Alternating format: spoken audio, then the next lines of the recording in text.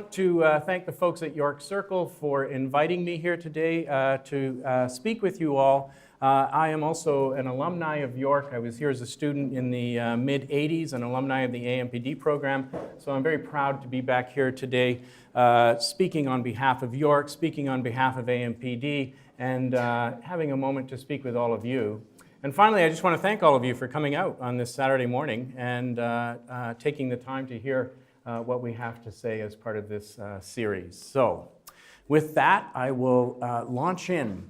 So this morning I want to talk a little bit about urban screens, digital placemaking, something that we call media architecture.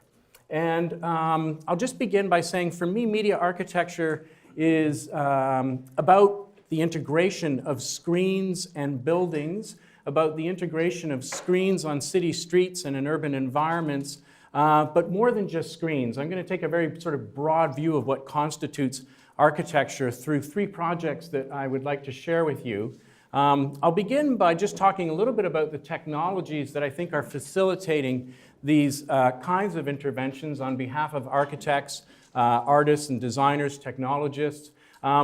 And just very briefly, a kind of technological overview, and then we'll drop down into talking about these 3 projects, as I mentioned. One of the projects is a project I had the pleasure to work on with students here at York and OCAD.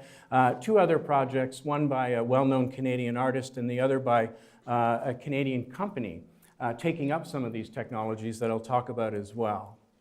I just want to begin just by reading a little piece from the abstract as a kind of provocation and as a sort of springboard for myself. The proliferation of interactive screens, large and small, on city streets and in our pockets, are changing buildings and bodies into new kinds of interfaces and adaptive displays. Creating dramatic, interactive public spaces, screens are transforming the ways we experience the urban environment, our community, and ourselves. We're doing all of this in part through the tablets. And when I talk about urban screens, I mean the large-scale urban screens that we see down at Dundas Square. I'm thinking about large-scale projections that increasingly we come across as we walk through city streets at night and sometimes during the day. But of course, I'm also talking about laptops, the ability to engage the internet and data through laptops and wireless networks, our cell phones, tablets.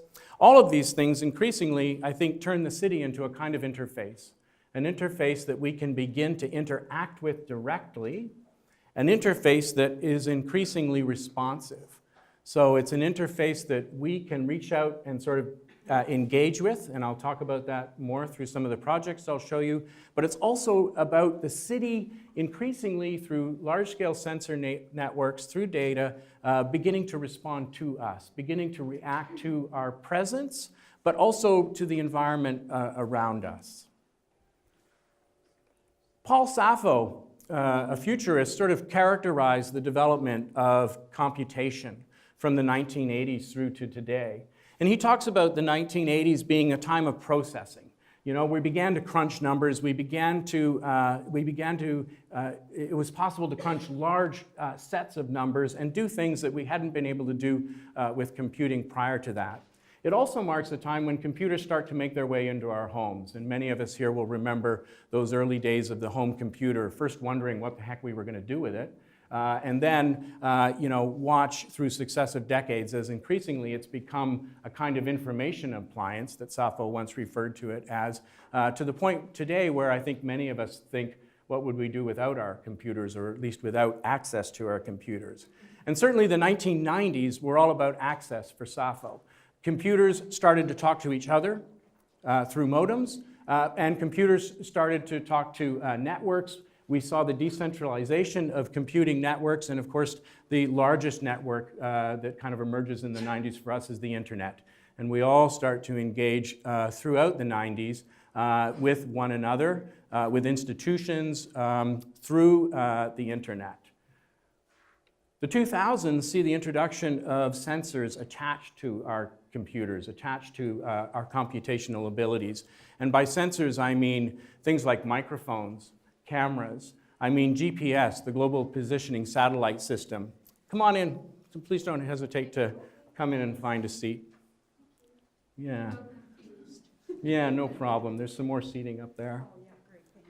So GPS, but of course Wi-Fi nodes can also be used as a kind of sensor for positioning. There are, of course, environmental sensors, things that are measuring light levels, things that are measuring pollutants in the air. There are proximity sensors, busy measuring where people are in relationship to other things.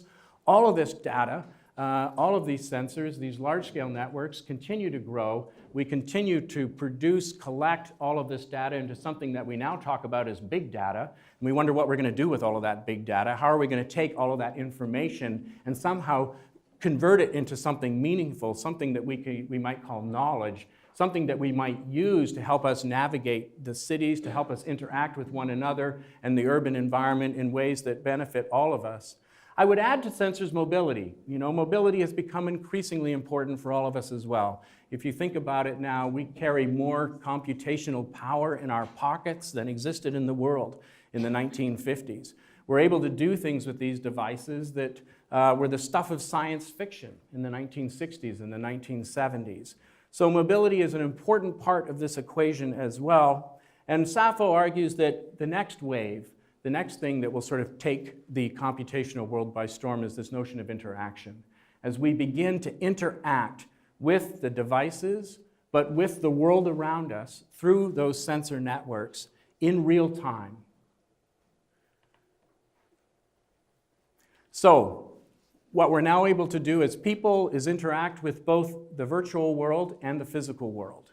So we've all been busy sort of thinking about interacting through that virtual world, through surfing the net, through email, through text messaging, etc. But increasingly, as the things around us become smart, as the environments we live in become content aware, we'll begin to increasingly sort of interact with that virtual world as well. And we all begin to kind of manage these networks simultaneously. So we're all familiar with being in a meeting and at the same time maybe texting, maybe emailing. We're all sort of managing our networks in the background. Even some of you in the room today right now are sitting here managing networks in the background, managing an online identity in the background, in addition to being here in a real place at this particular time. These networks accept input from us, but of course they're also generating all kinds of automated data about us as well. And the belief, at least the producers of these technologies would like us to believe that they're acting on our behalf. And certainly as scholars, we're questioning that notion all the time. We want to be critical about that notion. When are they acting on our behalf to our benefit? When are they acting on our behalf perhaps to someone else's benefit?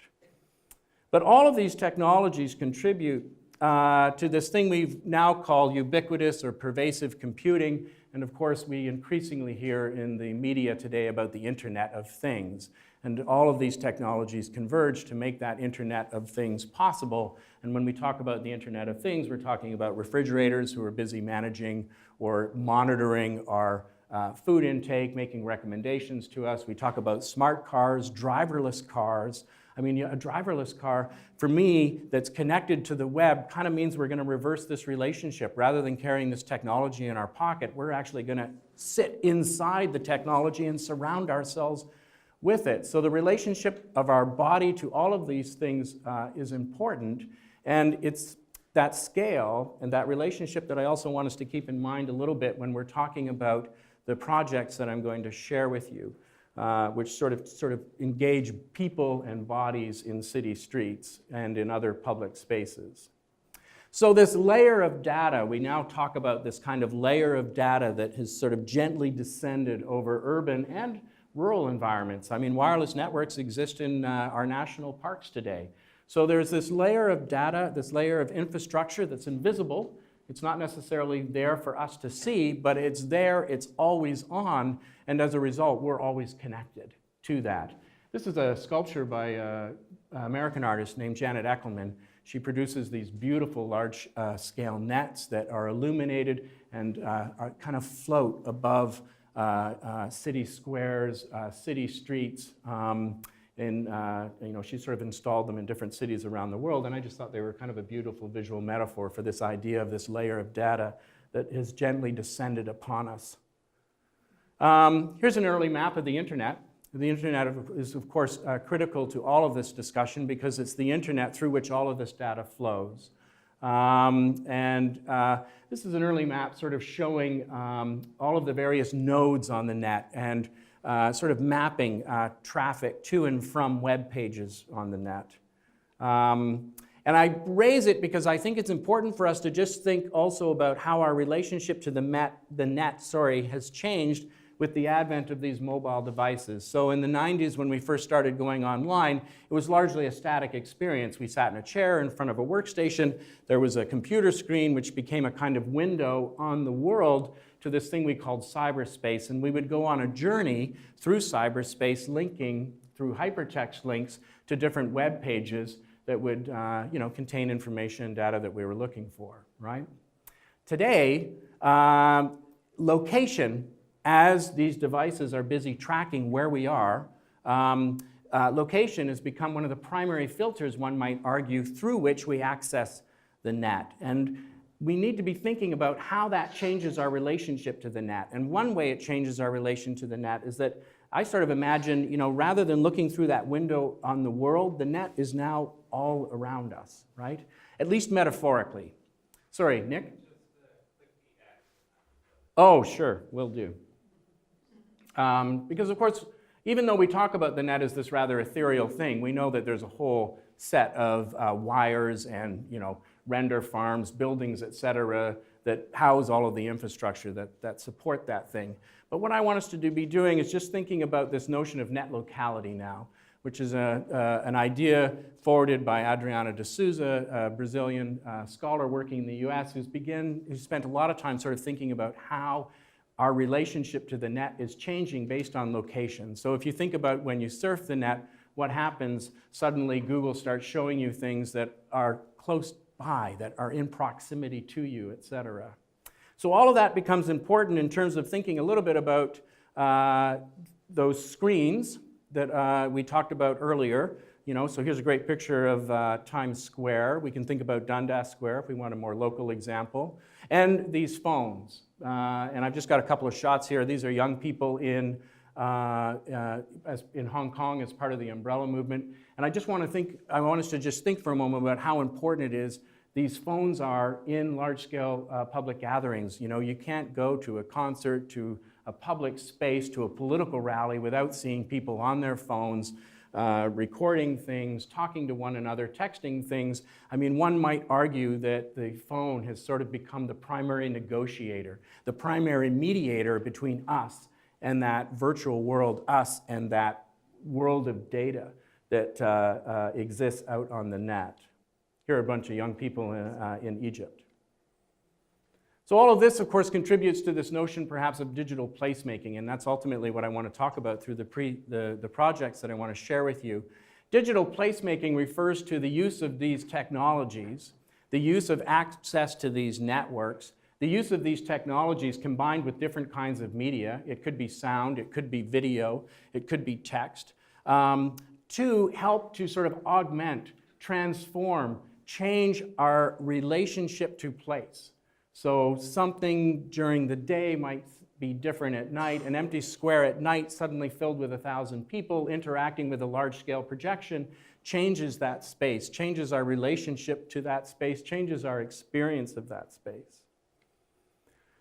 So as an artist and a designer, the question that we're interested in is how might we use urban screens, large and small, and pervasive computing to encourage alternative kinds of cultural experiences that allow for transformations in time and space and encourage new understandings and appreciation for the everyday spaces we inhabit. So I'm interested in how these things are being taken up by artists, by designers, by technologists in more experimental ways, in more poetic ways. Though I want to say that the technologies that are being used to do these things that I'm going to share with you today are the same technologies that we're using to do things like driverless cars, or to sort of monitor weather and traffic patterns throughout the city in an effort to sort of improve those things through that kind of technology. I'm going to start just briefly with an architecture firm out of Berlin, one of the brothers, Jan Edler, called Realities United. And I'm just going to start there because in 2001, they installed addressable skin into the surface of a building. It's an art museum in Graz, designed by an architect named Peter Cook, who I'll return to in a moment. It's a good example of something that was kind of called blob architecture in the popular press.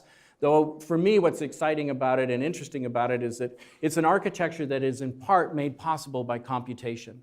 Architects would say that the kinds of engineering challenges that were needed in order to build a building that looked like this required a certain amount of computational power that began to make that possible and began to make these kinds of structures possible. And since 2001, we've seen numerous sorts of examples.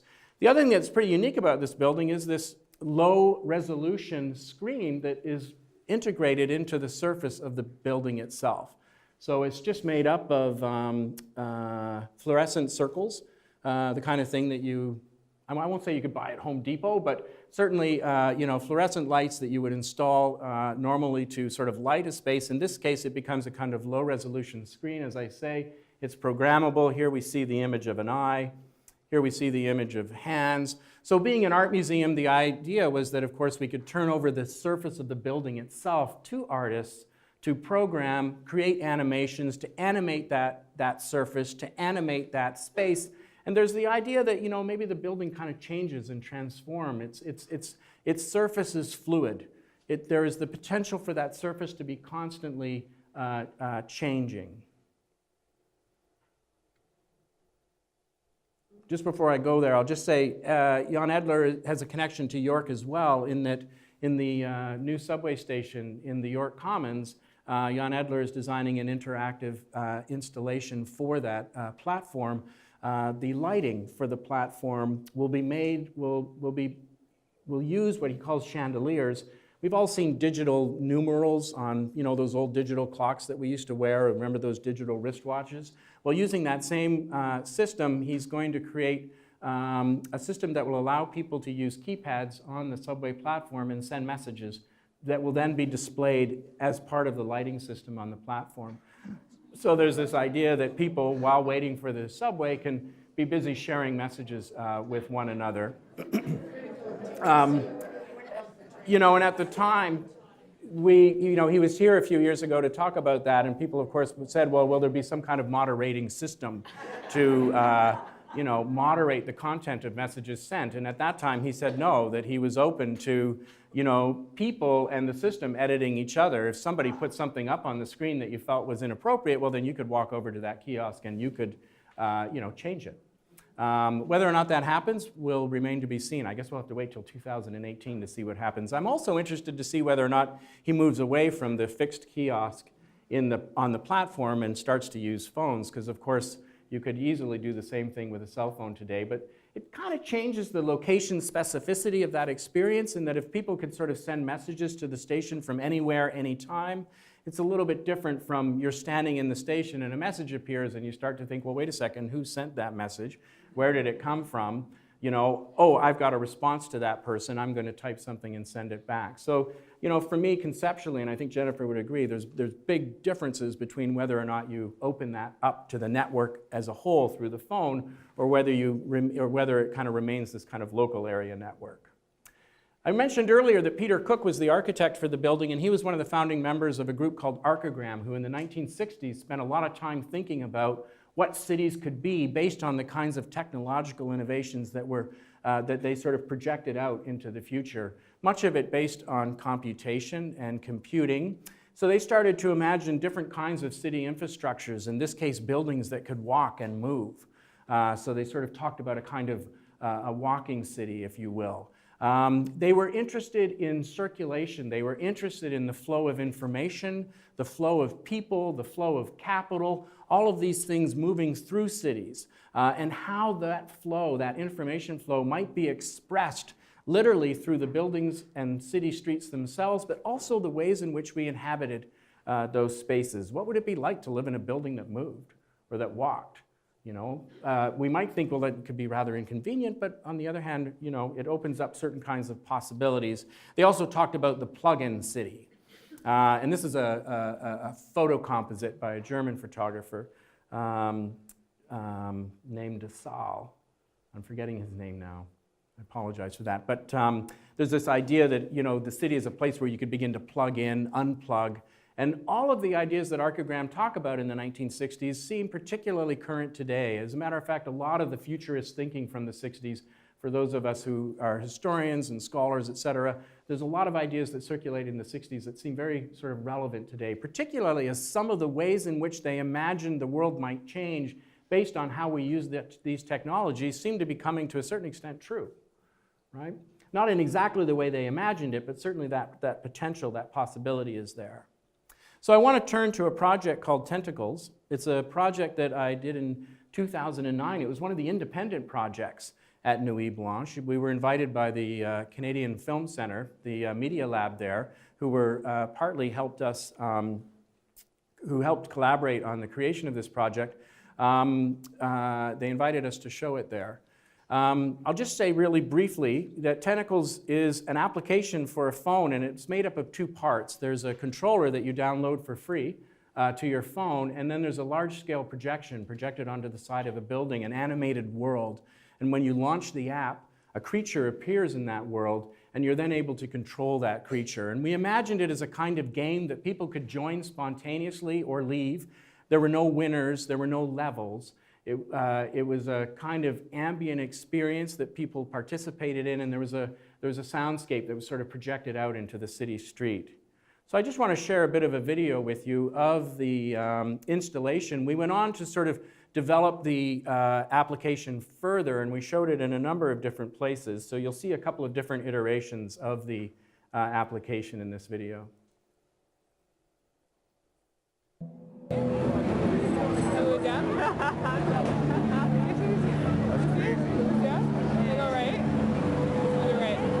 So that ambient sound in the background you hear is the soundtrack that was designed.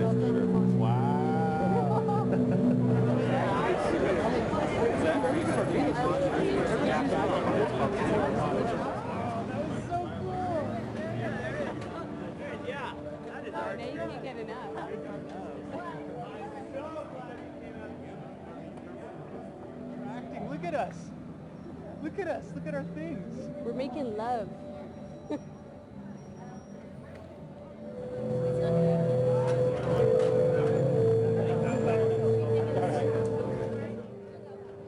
So as you use the kind of virtual joystick on the phone, you're able to control these creatures as they swam around in that environment. You were asked to eat tentacles, and as you ate those tentacles, you grew larger. And it all happens in real time. So as you're manipulating the creature on the phone, the data is being passed via the phone through a Wi-Fi network or the 3G network back to a server at OCAD, and then the server would send back a message to a laptop that was controlling the animation in a building across the street. And all of that happened in real time, giving you the sense that literally you could sort of reach out and control and touch this thing that was much larger than yourself. Here it's installed in a club setting. We sort of updated the graphics a little bit. We added text functionality so people could text one another. And we tried to turn it a little bit more into a game. It responds in part to the bass of the music in the background. And you know, whichever group of people are bigger, you know, would control whether or not the screen was sort of positive or negative in terms of what people saw. So I'm just going to stop there for a moment.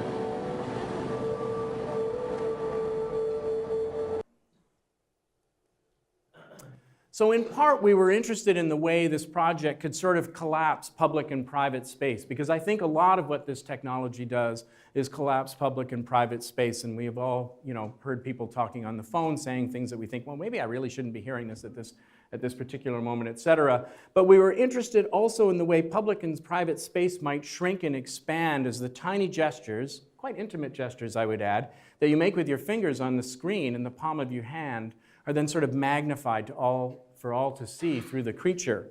As I said, people would just arrive, they would download the app, they would play. Sometimes there were 5 people, sometimes there were 20 people.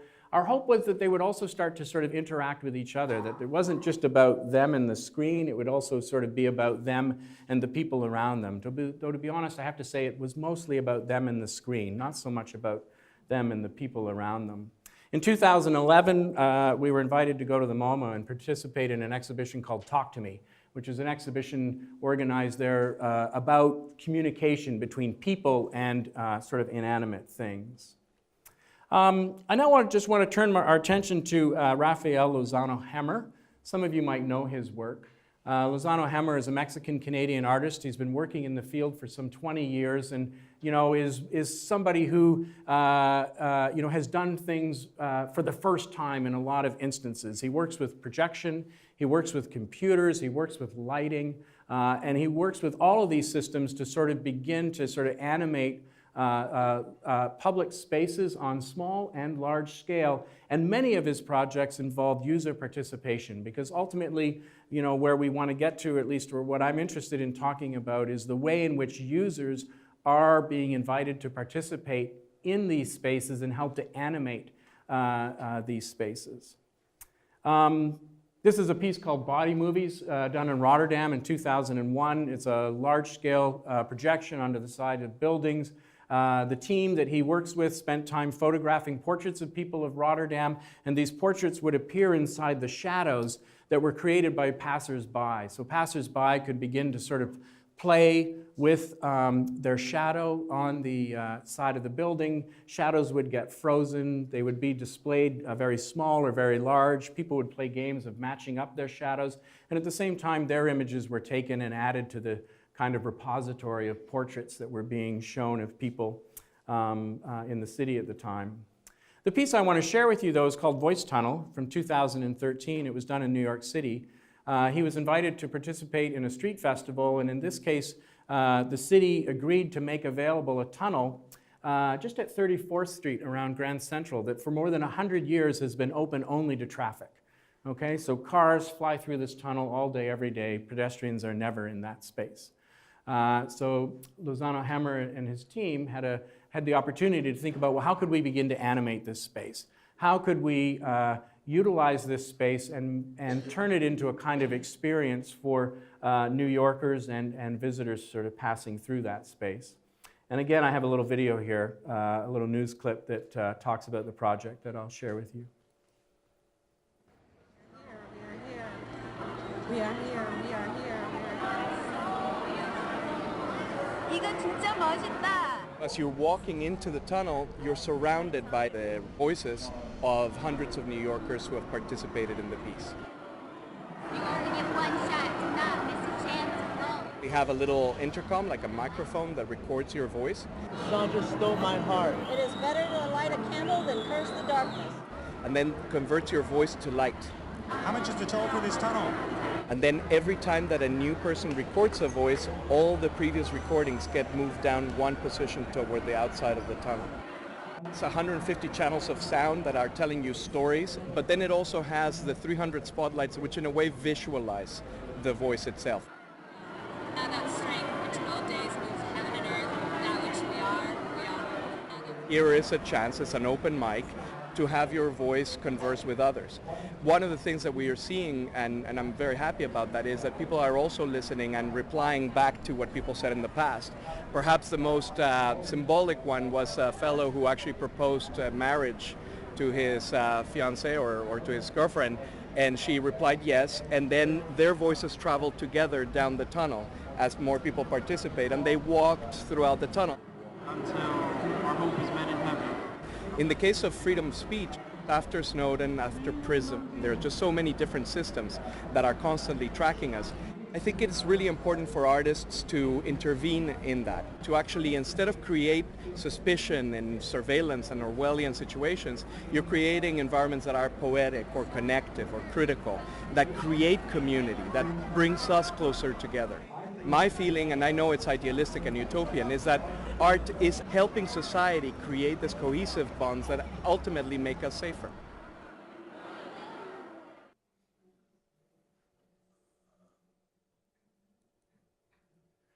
So I just love the simplicity of that piece on the one hand in terms of the interaction, but at the same time, there is a system that's been created that's busy controlling that 150 channels of sound and all of those voices and all of those 300 lights that are being used to kind of animate the space in a kind of theatrical way.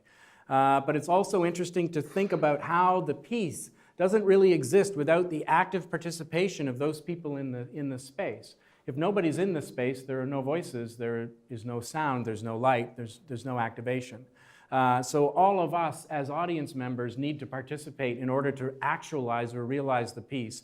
The other thing that's kind of interesting about it as a result is that that symphony of voices, if you will, changes constantly. So no one person has exactly the same experience of that space, depending on what they're hearing as they walk through the tunnel, depending on what voices are contributed as they walk through that tunnel. And it's that multiplicity of voices, that opportunity for you to tell very personal stories, to engage in a more intimate or personalized way. And at the same time, the space is also there for you to sort of express maybe certain kinds of social and political concerns you might have. And it's an open mic, so whatever you have to say, those around you are invited and are free to speak back to those concerns, speak back to those issues, or speak back to those more personal moments. So it is an opportunity to sort of see that space in a way that it is never seen, right? It's generally a space where cars are running through there at 30, 40 miles an hour. In this case, it's a moment for contemplation. It's a moment for a kind of cultural experience, if you will. It takes that everyday space and transforms it into this kind of theatrical space that I think at times was probably quite magical for people who were visiting. Another image just of the people using the microphone. So we've moved from the experiment of Tentacles, which involved sort of anywhere from 20 to 50 people at different times, to an installation by Rafael Lozano-Hemmer where hundreds of people passing through that tunnel could participate. And I just want to move finally to and close with the work of PixMob. And PixMob is a company, and I think I wanted to talk a little bit about a company because for two reasons. One, I think that Canada, our media industries have been at the forefront of much innovation. If we think about Expo 67 and all of the visual experiments that were being done at Expo 67 with multiple screens, with slideshows, with film, if we think about technology like IMAX, if we think about technology like Houdini, 3D software, there's been lots of sort of image-based innovation, cinematic innovation here in Canada. If we think about the work of the National Film Board. And I think it's interesting for us to be looking at the ways in which the work of artists, designers, technologies, these experiments that I've been showing you sort of begin to migrate into the mainstream and might get taken up by different companies who are looking for ways to sort of work with these technologies in different scenarios.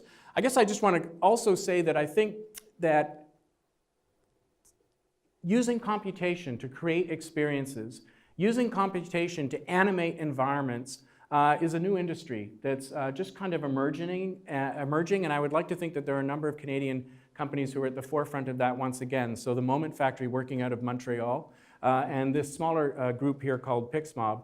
PixMob, one of the sort of the technical CEOs, a young man named Vincent Leclerc. He was a student in the Computation Arts program at Concordia University, one of the first graduates. And this is sort of emblematic of the kind of work they've begun to do and emblematic of the kinds of ways in which we're beginning to take up these technologies, again, that are looking to center around human experience and spectacle for sure. So this is 2014, it's the Super Bowl, and PixMob has developed a large-scale interactive screen made up of people, and I'm going to let them talk about it.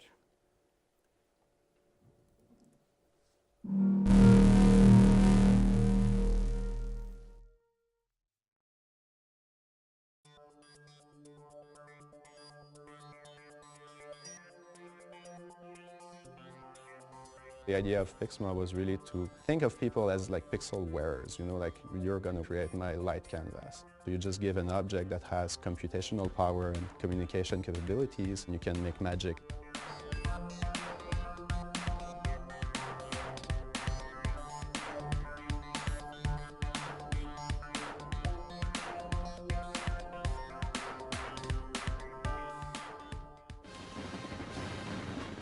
You've seen all the videos from North Korea or South Korea where you have people lifting panels of different colors to make video or images appear within a stadium. The Super Bowl is the holy grail of the idea, how to turn a big crowd into a living canvas of light and eventually even doing video with a crowd, so everybody is a pixel.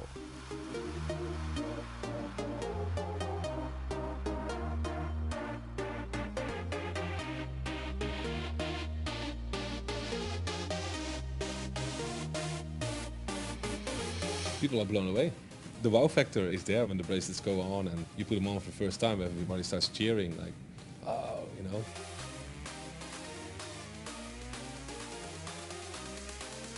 For the Super Bowl, we gave away 80,000 hats to everyone in the audience. All these hats were embedded with the PixMob system that reacted to infrared commands that we sent from the catwalks. We have a very complex system because this is a first. A video feed comes from video guys, and we have to crunch that video feed and split it to map it in the entire stadium. So we have lots of servers and computers that do all the computation, and then this goes into our own server that then pipes it to all of our transmitters that are laid on the catwalk. That signal is beamed at each individual seat, and the hats will pick it up. And this gives you a sense of how it works. Here I have a small infrared transmitter. If you look at the hat, now it starts going red. If I switch to yellow, it switches to yellow, and then we can essentially do any color with the infrared system.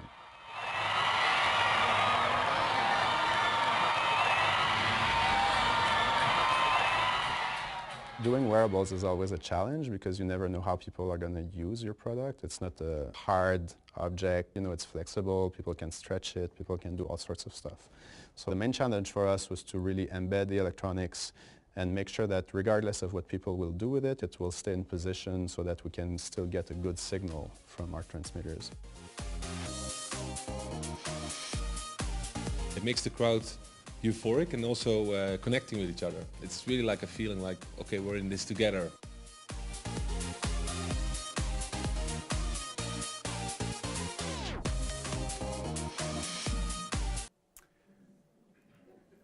So that living canvas of light that they talk about, I think is kind of remarkable. So, I mean, on the one hand, certainly this is a kind of giant spectacle for sure.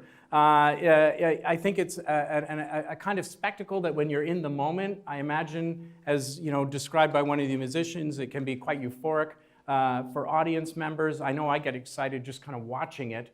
But for me, what I'm interested in is, you know, as someone who works in computational media and computation arts here at York University, I was interested in the scale, that they were able to build a system that would engage 80,000 people in one place. And, you know, as someone who for a long time has been kind of working in the wild, which is what we talk about with, or computer scientists sort of talk about when you move things out of the lab and into the streets, suddenly you're confronted with a whole set of circumstances that you can't necessarily predict, including, as Vincent talks about, you know, what are people going to do with that thing that you give them to wear? You know, how are they going to sort of manage it? And how are you going to build a system that's sort of flexible enough to engage the kinds of things that people are going to do and yet still allow that kind of interaction to take place?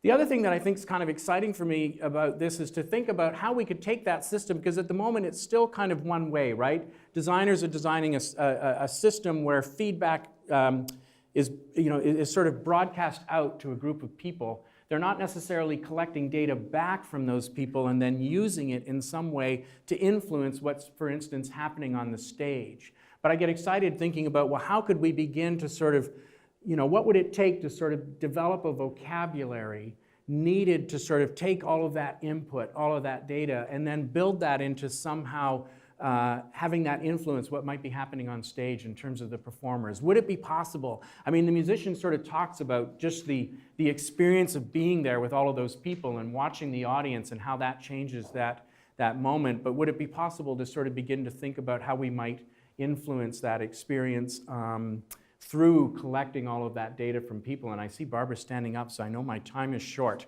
The other thing I'll just finish with is, you know, this notion that everybody is a pixel. I thought that was kind of a remarkable thing that Vincent says. And for me, it's kind of remarkable because I'm thinking about these screens as these giant things that are over there. I'm thinking about screens that I'm carrying around in my pocket. I'm thinking about screens that I'm wearing on my body. But what happens when the pixel is me and I become part of the screen? You know, so again, there's this kind of inverse that's taking place. And ultimately, we know for sure that just as though we might be surrounded by these technologies in a driverless car one day, for sure these technologies are also going to be inside our bodies, you know. And I'm just going to close with a couple of thoughts for us to finish with, because according to my clock, I've got 47 seconds left. Augmenting our experience of place, absolutely. We're using these technologies to augment our experience of place in all kinds of ways, you know, through strategies that might revolve around game playing, through, if you think about sort of museum tours, if you think, you know, I just spent some time in old Montreal looking at the Cité Mémoire project, where projections were being projected onto the sides of buildings, retelling the history of Montreal. Things were happening on your phone. For those of us who are media producers, this is all about this new thing called networked media. If we think about the mass media of the 20th century and how that defined our media experiences, certainly in the 21st century and certainly in 21st century cities, this idea of networked media, there's my timer, is certainly going to influence sort of the kinds of things we're making. And as we're thinking about those things, I think we want to be thinking about what part of the experience is shaped by the individual and what part of the experience is shaped by the collective. And how do those two things work together, both in physical spaces and simultaneously in networked or online spaces. And finally, as we build these fluid systems capable of adaptation, capable of managing all of this data, capable of managing, you know, an individual gesture from an individual person to, you know, the gesture of 80,000 people at a stadium jumping up and down, how do we sort of keep that thing focused on that user experience of place, and how might it begin to sort of change our experience of those places? And finally, just a quick plug. Next weekend, we're doing a Media Architecture Summit here in Toronto down at TIFF, where all of these things are going to be talked about. A number of artists from Nuit Blanche who are presenting this year will be at this summit talking about their work. Rafael Lozano-Hemmer will be our keynote, and he will sort of launch the conversation. If you're interested in knowing more, here's the website. Tickets are still available. And I'm going to stop there. Thank you very much.